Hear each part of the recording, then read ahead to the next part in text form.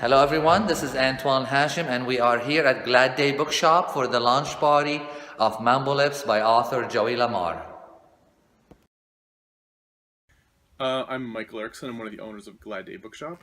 Glad Day is the world's oldest LGBTQ bookstore. We're 46 years old this year, and we saved it from closing 4 years ago. Tonight we have Joey Lamar here launching her book MAMBO LIPS with our kind of first ever queer Latina night. It's pretty exciting. There'll be tapas and music and wine, and we're going to be hosting her next book launch too in a few months. So if you had a good time tonight, or if you missed tonight, you can come to the next one. Why is it important to do this kind of events in the community? Well, when we took over the bookstore, we realized that a lot of authors, especially local authors, they weren't actually feeling supported. And a lot of the big media outlets and the big stores don't carry their titles or don't give them promotion. So it's a really important piece of the puzzle to have a bookseller not only sell the book, but also promote the artist. And with our new event space, we give people like a free space to do a launch. So a lot of the places, they want $200, $300, $400 from the author to do their launch, and authors don't get paid like anything, right? So this way they save a bit of money, we can promote them, they can serve at the bookstore, everybody kind of wins. And what we've discovered is that through this we've actually been able to connect authors to authors, and we've created like a real community around storytelling, which I think is fundamental to LGBTQ life, because really a lot of us we're raised in different families, different cultures, and the thing that connects us is actually our shared story, and by reading and experiencing each other's stories. So I think story is a fundamental part of queer and trans community. Hi everybody, I'm Joey Lamar. I'm excited about launching MAMBO LIPS to the LGBT community here in Toronto at Glad Day Bookshop. MAMBO LIPS is the story of my childhood and my finding strength in being a lesbian as a child.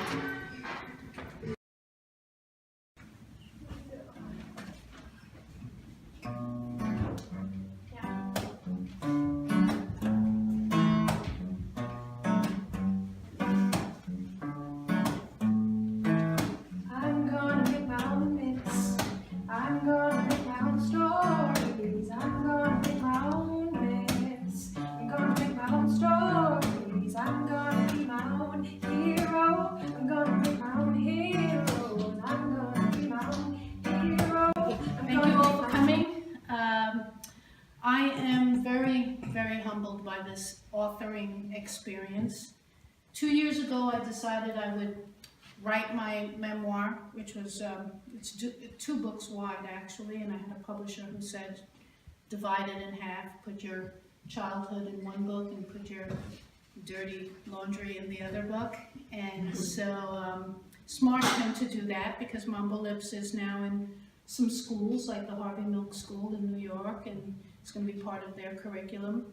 But to explain what they are, MAMBO LIPS is about my finding strength in my lesbianism as a child. Even though I didn't know what the word was, I totally embraced it. And Salsa Hips is about my weaknesses as an adult.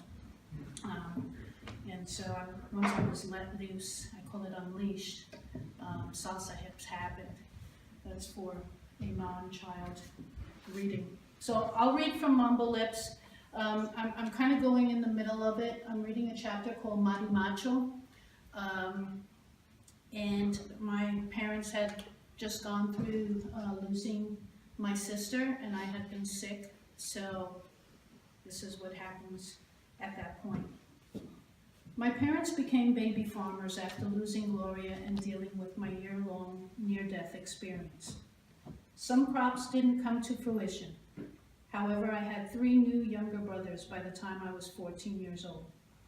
I became quite the child care expert with each birth. It's the Latina way for female children to become second mothers to their younger siblings. We also bear the burden of sharing in household duties. It all began at the tender age of 9, when I cared for a 4-month-old infant full-time during the day, in the summer while my parents worked all day, and my older brother was charged with protecting the house.